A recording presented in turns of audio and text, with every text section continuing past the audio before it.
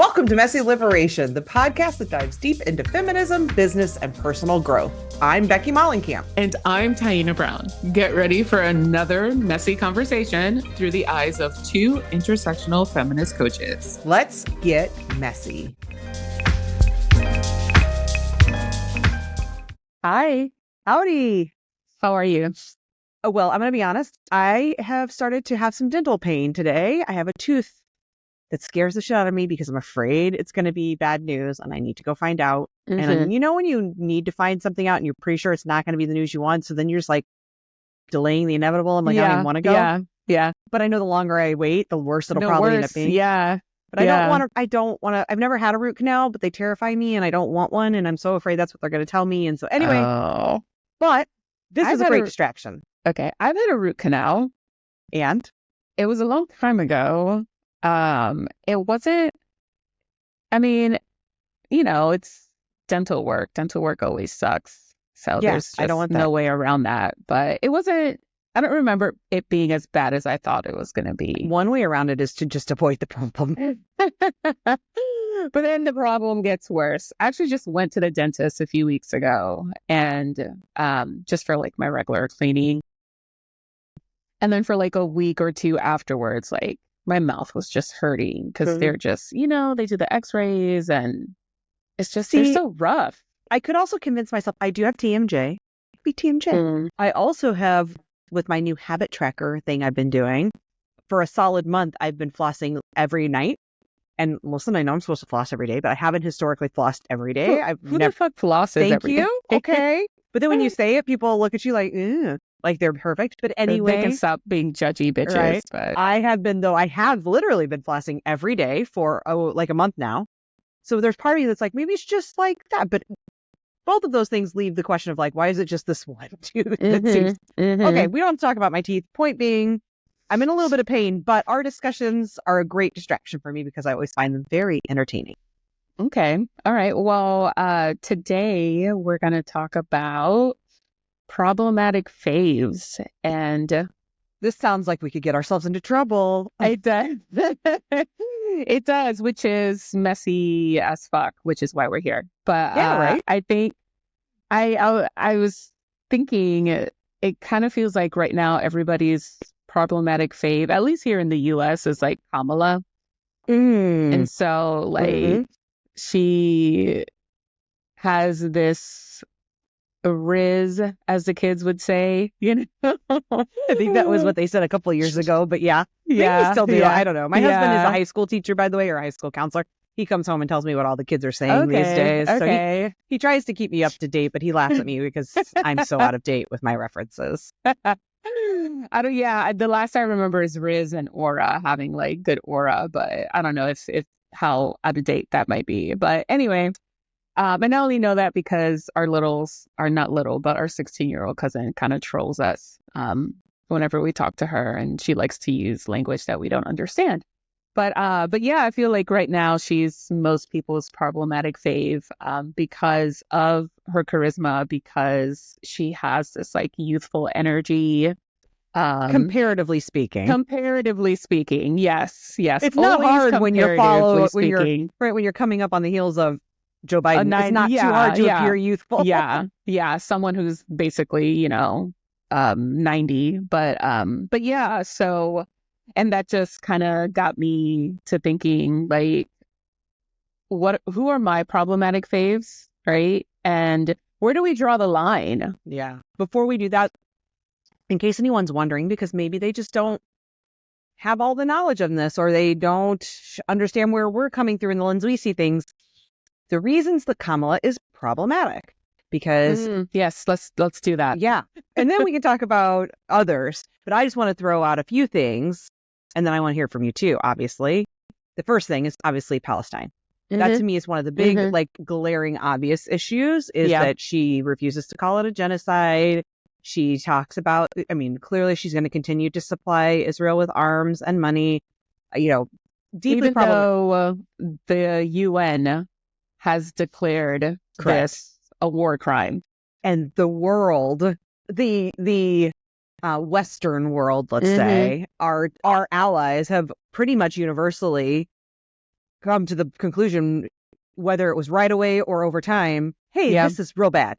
And Yeah. we're kind of like the lone wolf left saying, no, we love you, Israel. And like, yeah, what you're doing is totally in defense of your right to exist and all of that. So, okay, we don't have to continue too much down that path, but just to say where she stands on that is clearly a problem. Yeah. Yeah. I also have found her to be going very centrist. And I understand it's in service of getting elected.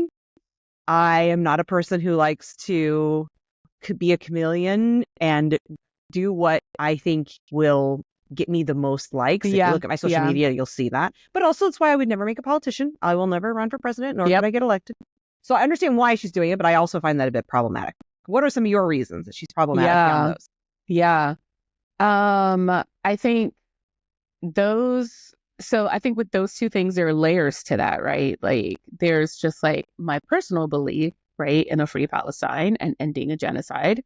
There's my personal belief in not being a centrist, but I think also there's the majority of Americans who want something different, and she's not playing nice with that, right? Like, she's not complying with what the American people actually want, with what the data says that the American people want. So she's just kind of like digging in her heels. And yeah, I think also her history and her stance on like the border, the US-Mexico border, is really right of center.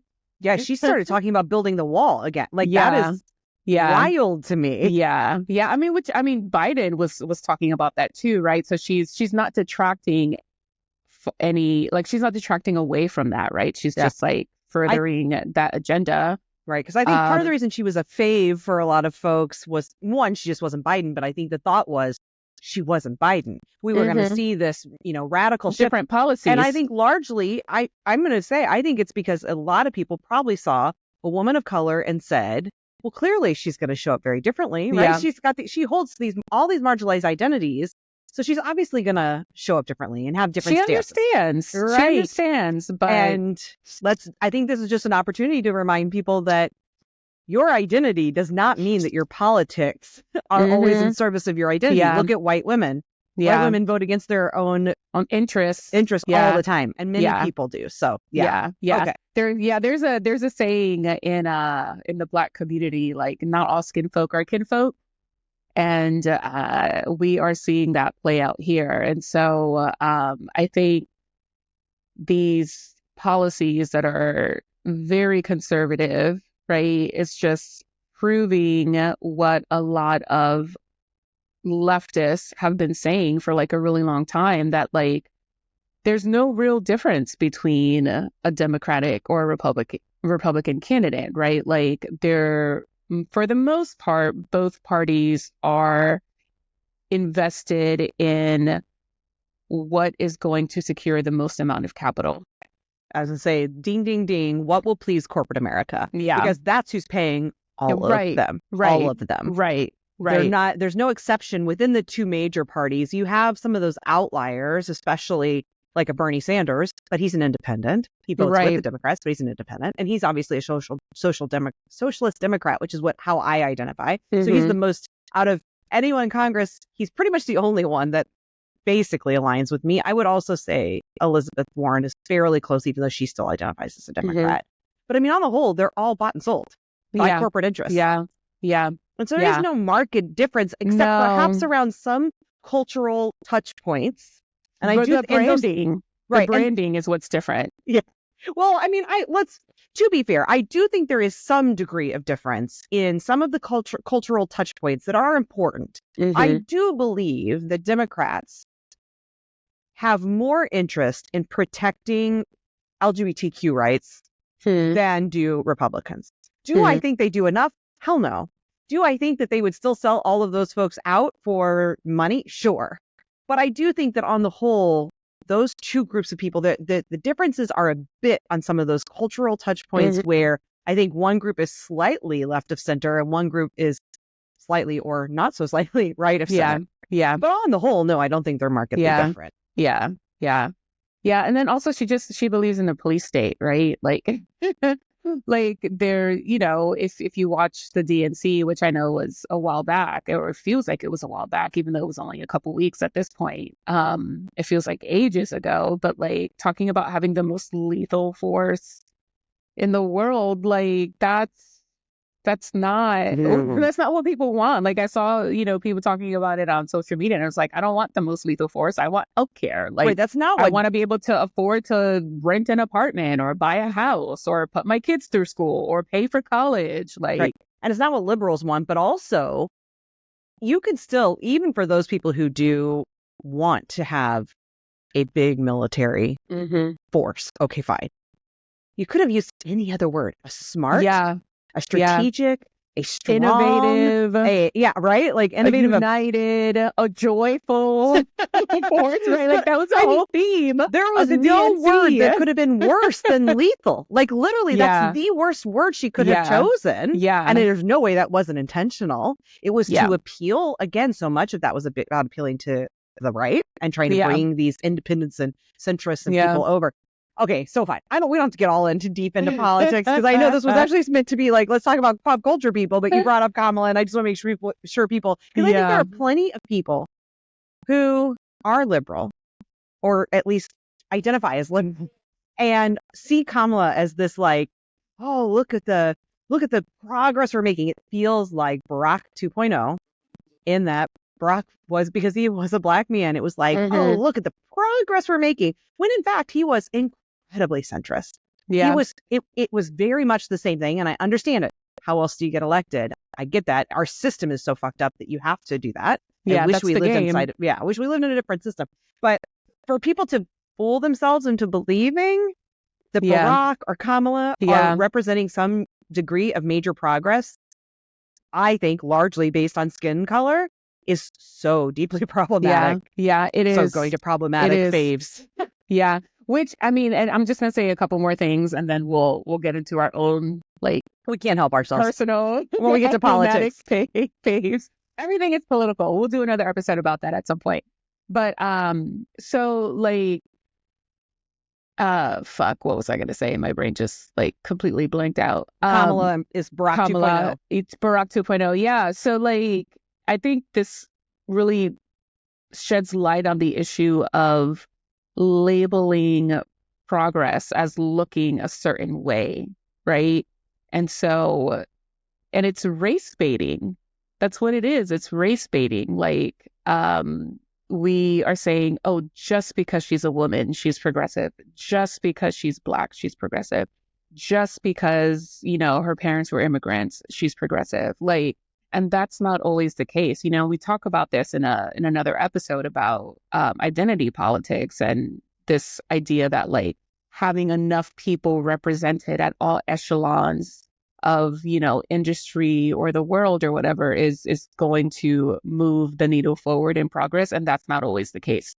And I think with, using that word lethal, like you're literally talking about killing people. Like, that's what the word lethal means. It has no other meaning.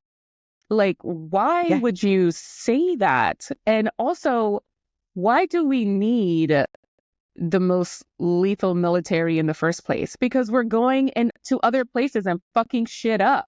And by the way, we already have it. So why do you need to talk about it? It already exists. It's making it sound as if we don't already. Yeah. Oh, so problematic. Yeah, the amount of money that we spend on military, like if you look at the it's US more than budget, anything else. It's literally it's by a mile. It's not more than it used to be. I don't know if it is anymore, but I remember at some point the most money we spend on anything is the money we give to Israel every year. Is it different?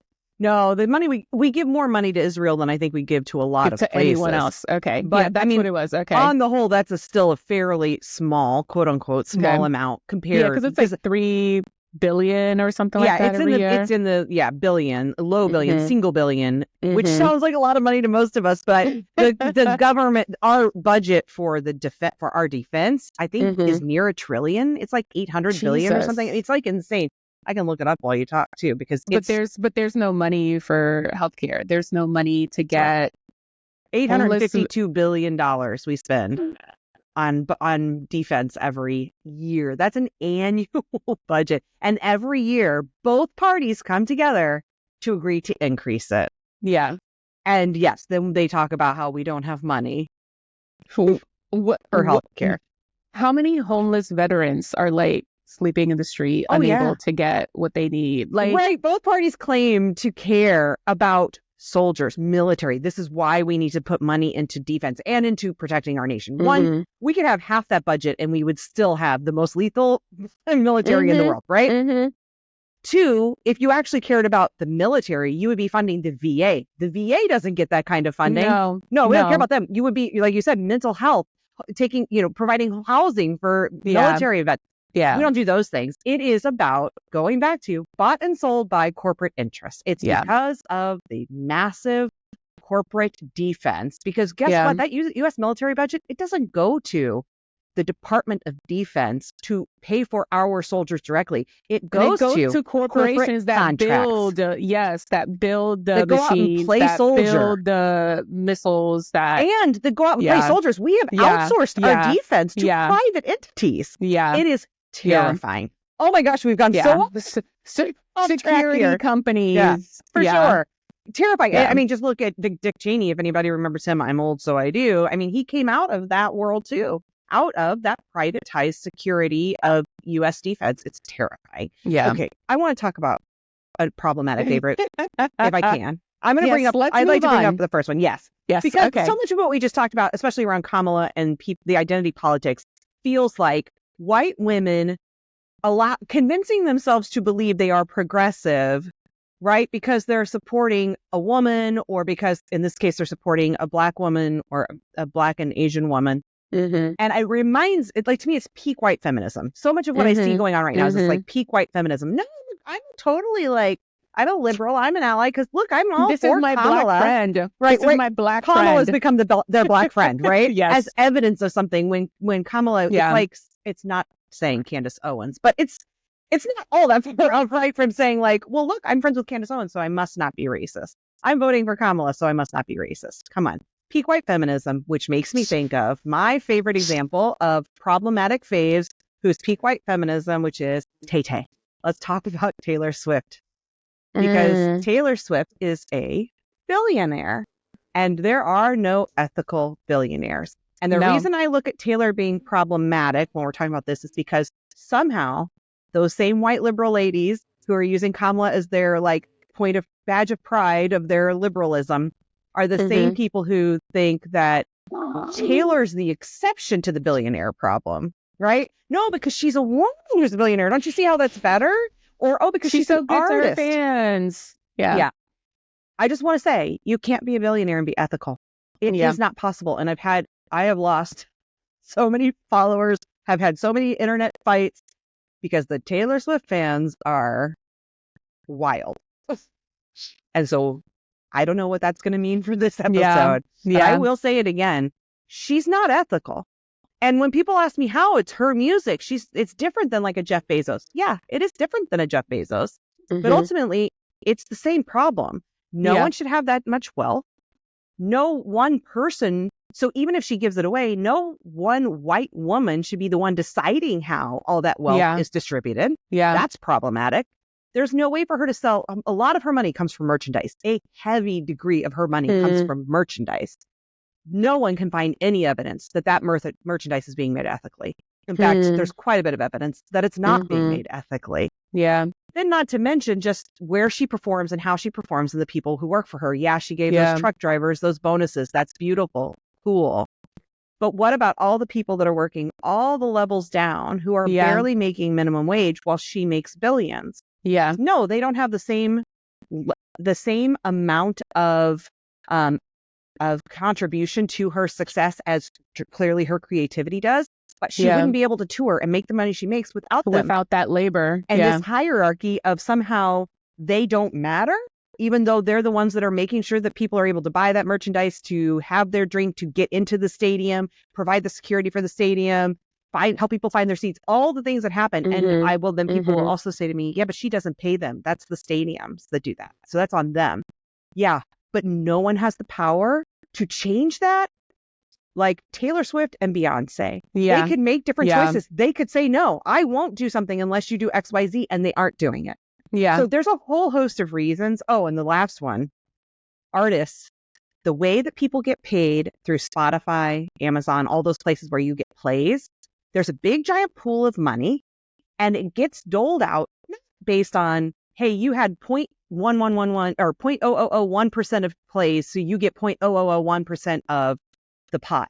No, the money gets divvied out to the top people by a large portion, right? So like 50% of it, it's so much like how the hierarchy of pay goes and all capitalism, corporate America. Yeah. Something like 50% goes out to the like top 2 people, and then all the other people are fighting for scraps, and there are people who make nothing that are that get plays. And I learned about this from Sean Adams from SoundCloud, who's going to be a guest on Feminist Founders this season, so listen to that, because he talked a lot about how that works. And so the nature of the way she's participating in those systems, and again, she has the power to create change if she wanted to. She is taking from people who are trying to make a living through their art by taking more than her fair share and more than she should ever need for her music. So that's my problematic fave and my rant about her. Yeah. Yeah. I would put, I wouldn't consider Taylor Swift and Beyonce like favorites. I definitely enjoy their music and I enjoy their entertainers. Oh, there are favorites. Well, this was just other people's favorites. Taylor Swift's not one of my favorites. Okay. I just thought we were talking about faves of other people, because Kamala's not our fave either, but you were mentioning her. No. Okay, now next time I'm going to think of somebody I actually like who I think is a bit problematic. So go ahead. Okay.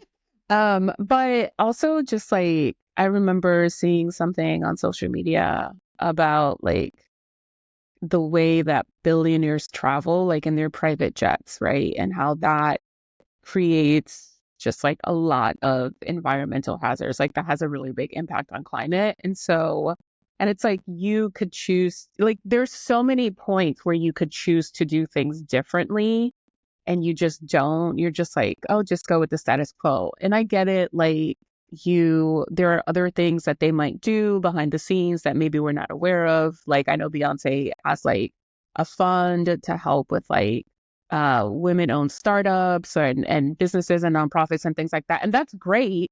I'm not saying that none of that matters, but I think once you reach the level of privilege that people like them have, like the bigger your privilege, the more you should be doing, I think.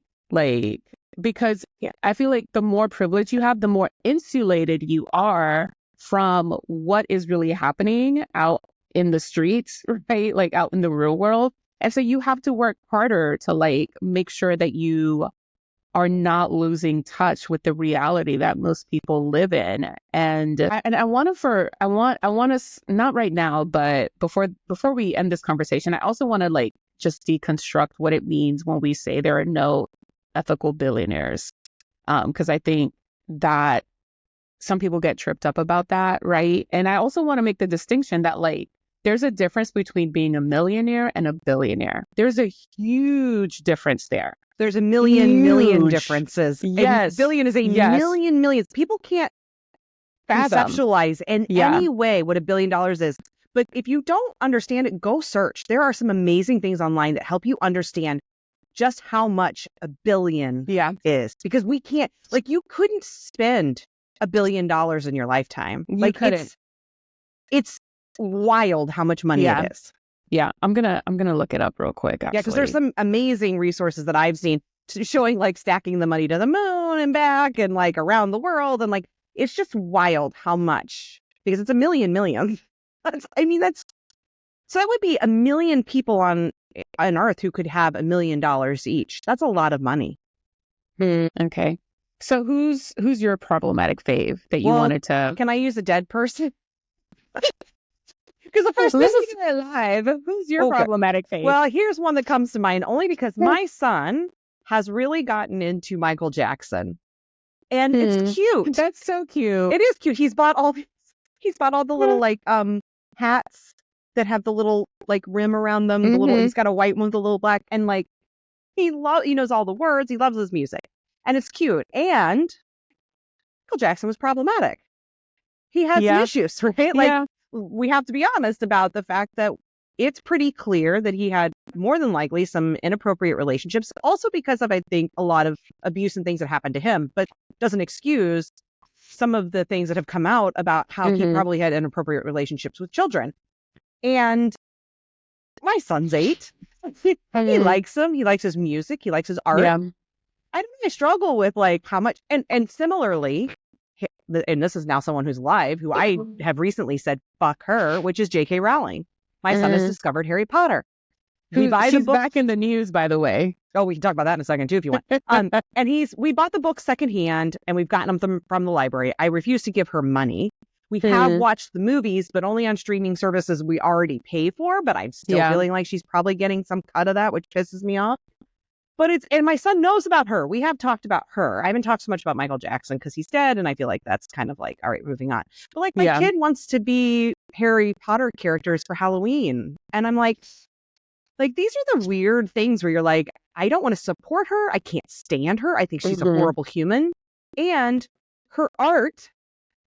Although we could also get into some of the issues around that, which it may likely have been stolen.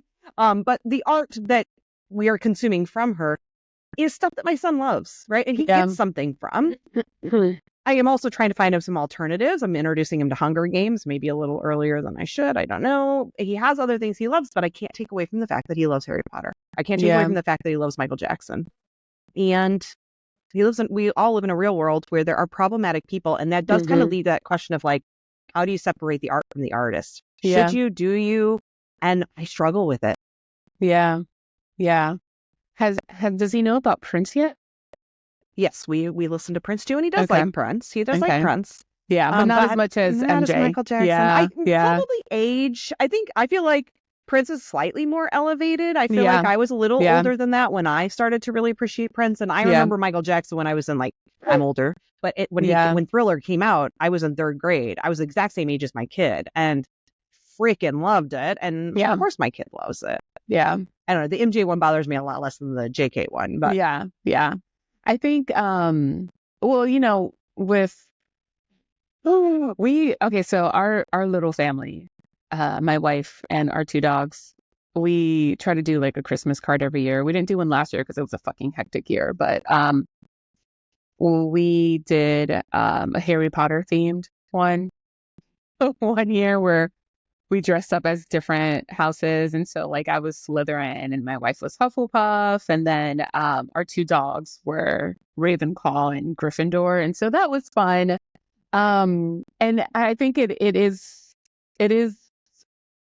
a little bit of a personal decision, but also a community decision, right? Where you draw the line between like where the art and the artists separate and where they can kind of not be divorced from each other anymore, right? So like, for instance, like with R. Kelly, like absolutely not.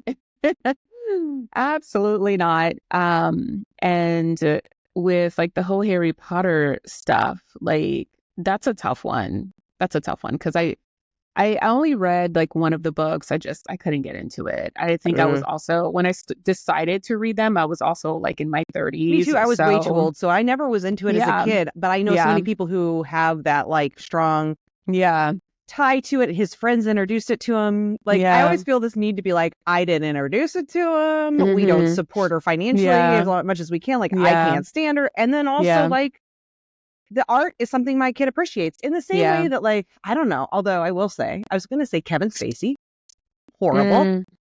But man, some of his movies are amazing. Oh my God, I freaking love The Usual Suspects. My husband loves American Beauty. Like, there are great movies he's made. And I don't know, because now when I see those, I would definitely feel different. When I see him pop up somewhere, I'm always kind of like, ugh. Yeah. And I can still appreciate the art that he's created. I mean, there's so many people like him. He's just one example. Pablo Picasso for, another example where the art has withstood time. But I don't know. It is such a challenge when somebody's problematic. Yeah. And yet what they create, what they put out in the world, you're like, it's such a part of the lexicon of like everyday life, right? By the way, Kevin Spacey lives here in Baltimore. Oh. And he well, I don't know if he like actively lives, but he has a home here that he's like refusing to give up, even though He's it broke. was, I know he's been talking about how he's broke and he's begging for like basically begging for money. It's in some ways it's sad, and also you know, this is what happened. Who are you?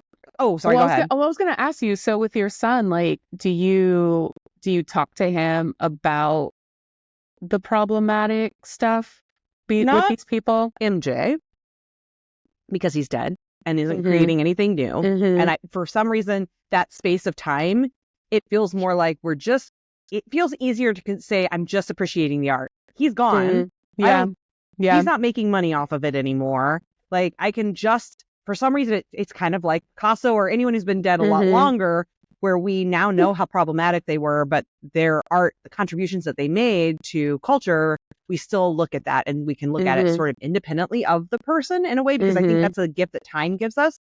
And Michael Jackson's been a little easier for me to do that with my kid. And also some of those subjects I feel heavy to talk about with him, like the inappropriate stuff and just like, I don't know. With JK, we talk about it. I'm very clear because she's still creating new things. He still has some interest in the new stuff she's creating.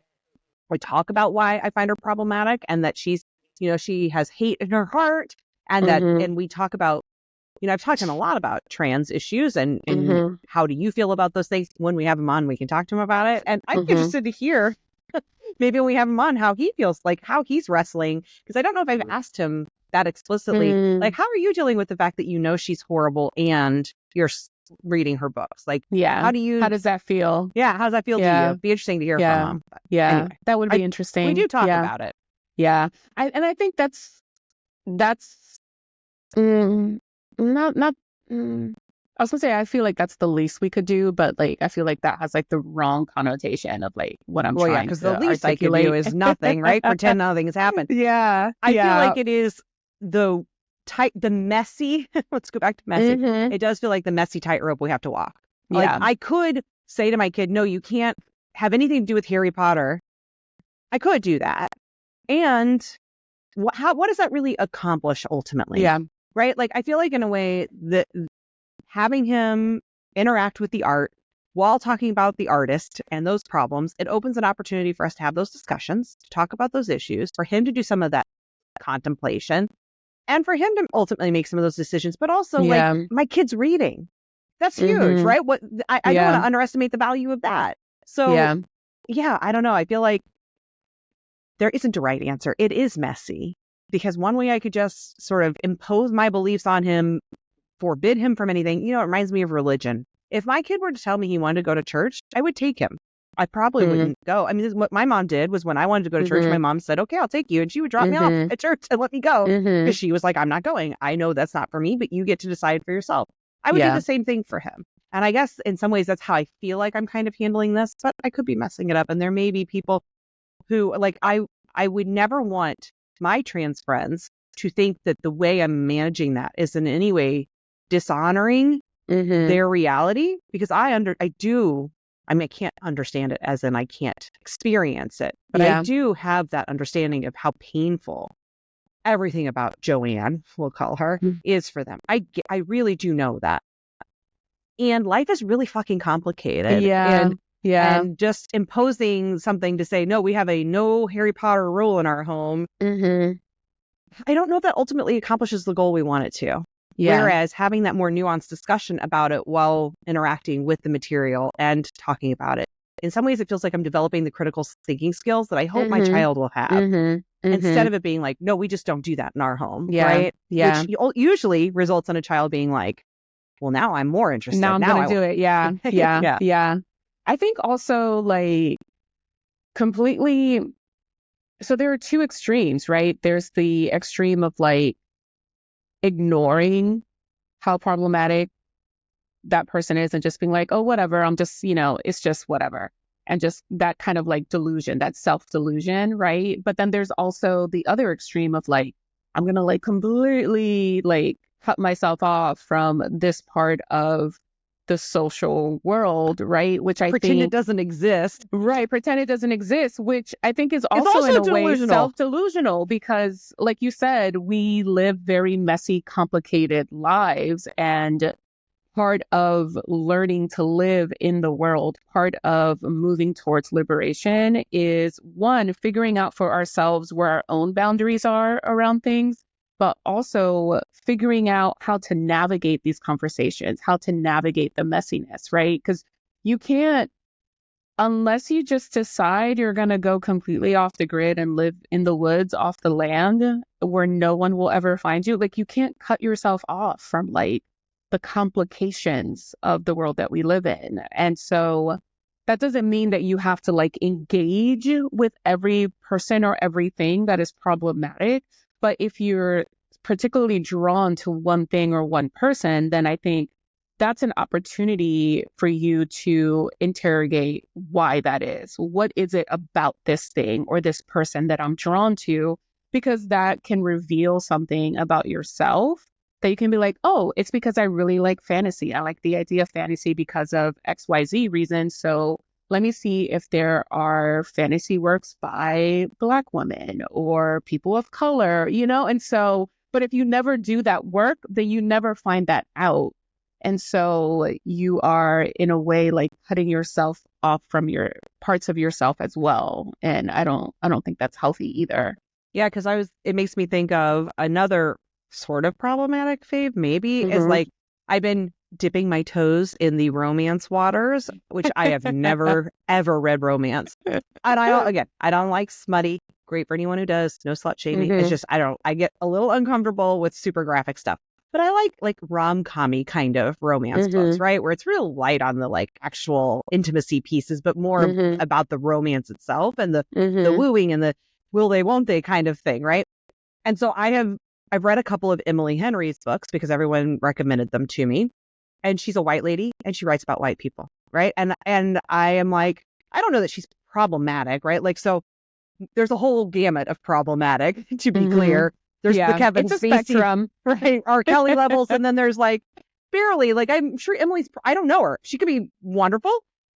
But the books themselves live inside of this universe that feels very white. And to me, that is a bit problematic, or a lot problematic. And I could just continue to read those because I do enjoy, I've enjoyed the couple I've read. And I will say, like, I am a white person. So sometimes it's like, that's my world that I live in. So it feels familiar. And I don't know that there's anything inherently wrong with that. But if I were to ignore that problem, I could just go down this rabbit hole of only reading about white women's experiences. And then what does that do?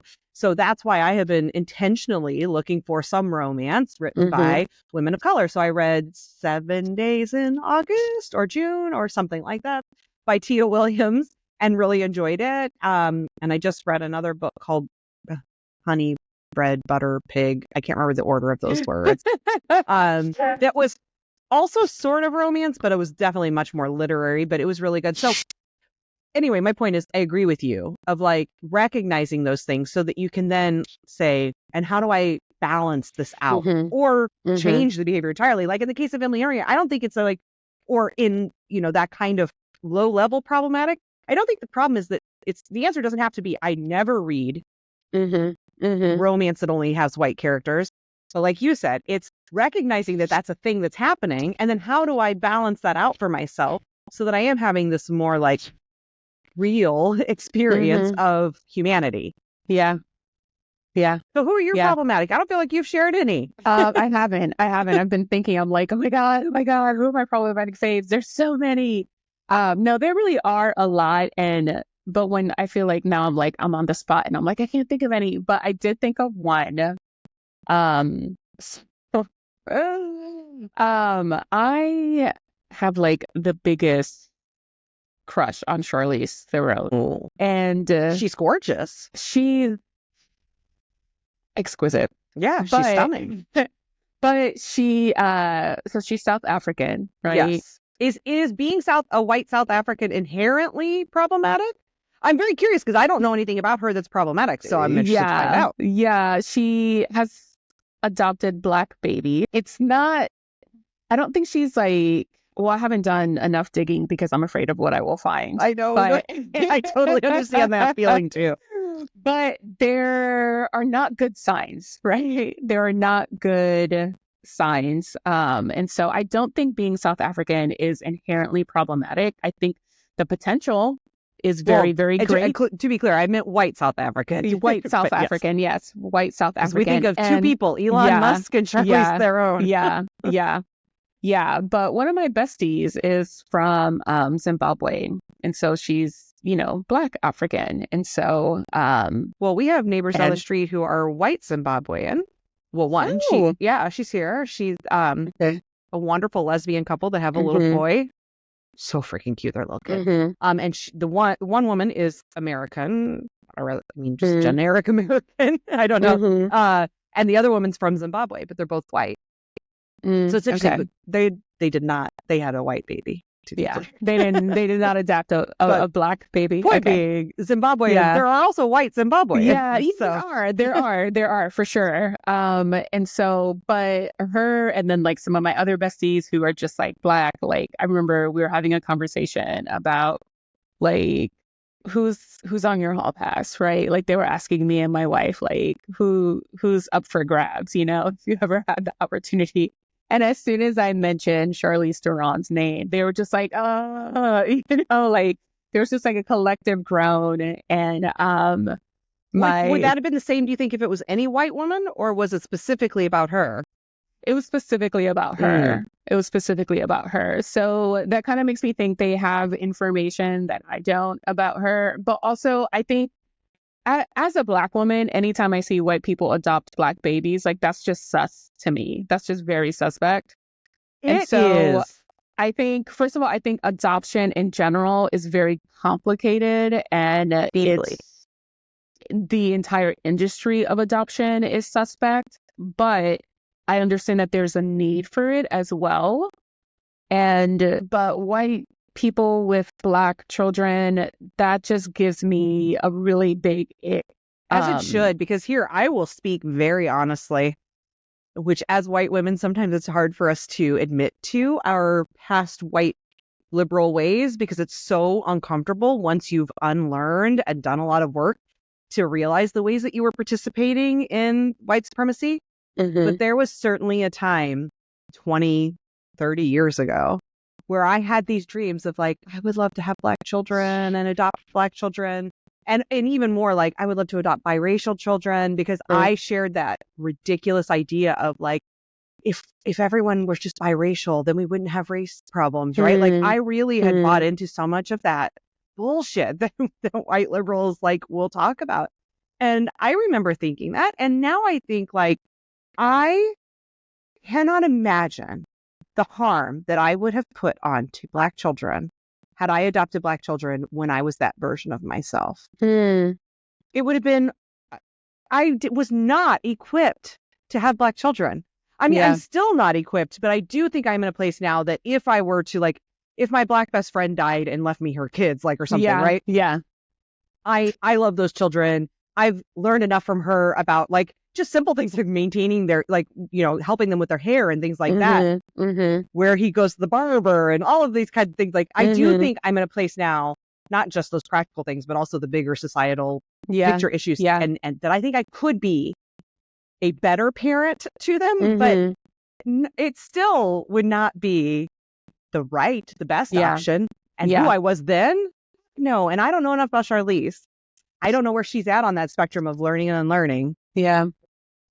But if she's where I was 20 years ago, 30 years ago, then it is a problem. And like, I wonder the same thing about Angelina Jolie all the time too, of like, Angelina Jolie, obviously Madonna, Sandra Bullock. We can list them all. There's so many problematic faves that we just listed off, right?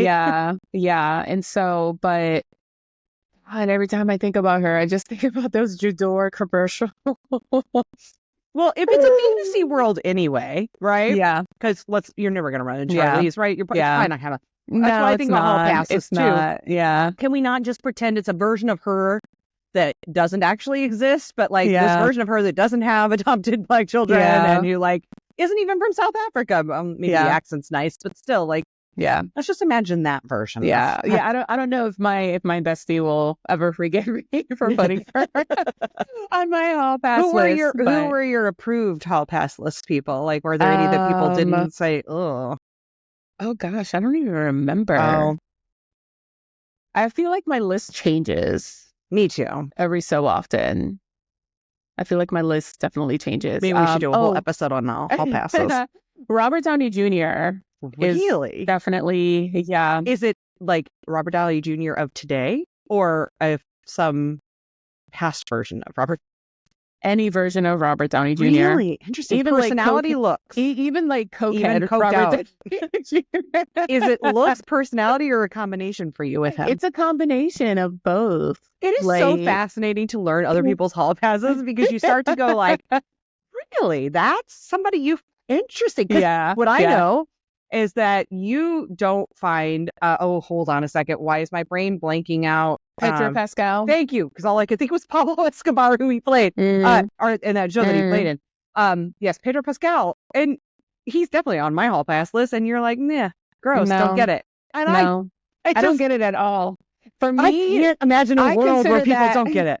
I consider that one of your problematic faves because I'm just like, I just don't see it. Problematic though. It's not because he is. See, but that's it's the just problem. Like, I just don't see it. I just What don't see it. It's a appeals to problem me about for him me. is how not problematic he is. I also think he's pretty, but like when it comes to men, so you know, I think we're both pansexual. We both like everyone. So when it comes to men that I am attracted to, it is almost always very not masculine, traditionally toxic masculine kind of men. It is, I like soft men. I like sweet men. I like ally kind of men, right? That's typically the kind of men on my list. One notable exception is Idris Elba because he's just beautiful. I mean, most of the men on my list, though, are like, you know, Paul Rudd and Pedro Pascal and like these softies, right? Yeah. And then when it comes to women, I like women who are far more like masculine for women, which is interesting. So like Catherine Manning, or I don't know how you say her last name, but I think that's right, from The L Word. She played Shane. She was definitely for a long time a very major attraction for me. Yeah. So I don't know. It's interesting. And it sounds like, I don't know, you like your men more masculine and your women more feminine? A little bit. But I also really like nerdy people. Like I remember is Robert Downey Jr. nerd? No, no. He's definitely like alpha male energy. I remember when I was younger, I had the hugest crush on Rick Moranis from Honey, I Shrunk the Kids. Exactly. I mean, I think is he dead? R.I.P. He's if not he is. dead. Oh, he just left. He left Hollywood to just be with his then family. I take back my R.I.P. And I'm sorry, Rick, if you ever hear this, which I doubt you would ever. And I do understand on an intellectual level. Like he does seem like somebody I would have a conversation with. Who seems but being attracted to would be an entirely different, like you might as well say Urkel. Yeah. Were you attracted to Urkel? I was not. But Rick Moranis, I just thought he was just so cute. He was adorable. He is adorable. He's adorable. But it's interesting. I mean, I'm looking at a picture of him right now and he is still alive. I don't know who I was thinking of. Oh, maybe the guy from Bosom Buddies? Peter. I never saw that. Rather. Seriously? Talk about problematic faves. Tom Hanks, who somehow avoids all problematic conversations. Like he's just deeply beloved, it seems like, by everyone. Yeah. But it's like we just sort of overlook this whole Bosom Buddies dressing up as women part of his life. Yeah. I guess in its time didn't seem problematic, but it was. So it's interesting how some people also escape the problematic label. Yeah, they're just like on the fringe, right? But so I love Tom Hanks, right? Like Sleepless in Seattle, You've Got Mail, two of my fave movies. Philadelphia too. I mean, if we're just to throw in something that was more serious. And I think I find him problematic by his absence in the conversation about things. You know what I mean? Because it's like Taylor, not using that power you have. Right. One of the most powerful men in Hollywood. Right. Like he's so absent from a lot of critical conversations. And he might be having them in private. I don't know. But that's not using your platform. I feel like that's really excusing someone. Not. Yeah. I think when you have that, when you're such a public figure, like you have to make public statements. Like you can't get away with not making public statements. I think you have a responsibility too. Yeah, he does have a very problematic son, Chet. Oh, Chet. I was like, not Colin. Colin's good. No, you're right. Chet is a problem. But has he said anything about has Tom said anything about that? I think his No. brother has, but I think Colin has, but I don't know if Tom has. No. Yeah. I mean, also, like, Neither him nor Rita have said anything about Chet. here's what's a problem. As a parent, I know it's time for us to finish up here. I will say I have a new appreciation that I never had as a parent for how difficult it would be. Like, I don't want to go too heavy, but like, I even like looking at like school shootings or January 6th, 7th. Oh my God, my brain. January 6th. January 6th, Whatever. yeah. Any of these like these big things where if my child were in some of that, if my child were a serial killer, God, I hope not. But I just have this new level of appreciation of like, I could hate everything about what they're doing, but man, it's so hard for me right now to envision any kind of world where I wouldn't still fiercely love my child. Mm-hmm. I could acknowledge all, and maybe that's, I mean, Tom Hanks could still say something, and it could be just that. I love my child with every fiber of my being, and I strongly disagree with the way he's showing up in the world. Yeah. That's a way to navigate. Look, maybe I should be a PR person. Yeah, that's a very simple way to make a public statement. Yeah, and I because think every parent would understand that. Yeah. And I think for people who are critical thinkers, for people who are doing the work, this messy work of navigating the world as we are, like, we understand that like loving your child, but also disagreeing with them doesn't have to be mutually exclusive. Like those two things can coexist, right? And so you don't have to give up the love of your child in order to say you are wrong for what you did or for what you said. Where I don't know that it exists. This might be a future episode, but when you're in a relationship, people who are married, was it you, my friend, somebody? I think it might have been my friend, sent me this little quick TikTok or reel about this white lady getting ready to go vote and her white husband saying, "I'm right behind you." And she reaches out to give him a hug and then she handcuffs him to something like the couch or whatever. Oh, yes. And then walks off saying, "Well, I'm not letting you vote because he's an asshole." And those kinds of things, I'm like, then why are you with them? Why? And like, I have a much harder time. I have a much harder time excusing that than I do like a child is a different. Yeah. Even though I know we say love is unconditional and marriage is forever, but come on, let's get real. It's different. And like, but you don't really get to choose the personality of the person that you give birth to. You get to choose who you want to spend the rest of your life with, in wedded bliss or unbliss. There also, I will say, is something to say for growth. Like you might grow at a different pace than your partner. And I have experienced that.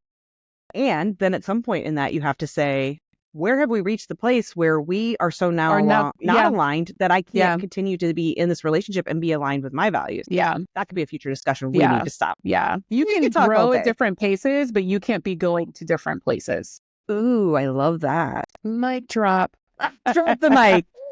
So I have two things I actually want to end with. Yes. One, if you are listening, we want to know your problematic fave. So hit us up on social media, email us. Who are your problematic faves so we can also talk about them and learn about them. And then I did find an analogy for the difference between a million and a billion. So this is on Quora. I want to read this. So 1 million seconds is roughly 11 days. 1 billion seconds is 32 years, almost 32 years. So I think when we say there are no ethical billionaires, it's because, like you said, you can't even spend that amount. You can't even spend $1 billion in your lifetime. You could spend $1 million in your lifetime. Sorry, I could spend $1 million in the next 11 days. Seriously, easily. If I were, forced to do it, I could probably spend $1 million today. Pay off debt, pay off buy the a house. That's it. I would just go buy a new house and pay off the debt, and I'd be a millionaire because I could buy a nice house. Anyway, but yes, very, very true. And I think we should, at some point, we'll give it a little space between this episode, but I would like to come back to exploring the ethical billionaire issue because it's such a big one that I think people don't fully grasp. I know they don't, a lot of people, because I've had that pushback around Taylor Swift and so many people not understanding, because when you say there's no ethical billionaires, they then instantly think, but she's a good person. And there's a difference between I'm a good person and I'm not an ethical person. I'm not acting within different. So yeah, that's different. So let's talk about that in the future. So there's a little tease for a future episode. We'll make a note. And thank you. This was fun. We went long. It was fun. Yeah. Okay. Well, thank you. Thanks for listening to Messy Liberation. Will you please take a moment to subscribe, rate, and review wherever you listen? I know people say that all the time, and if you're like me, often you just go on to the next podcast, but truly, taking that moment to do that will really help us reach a wider audience. Thank you so much for your support and for listening today. Until next time.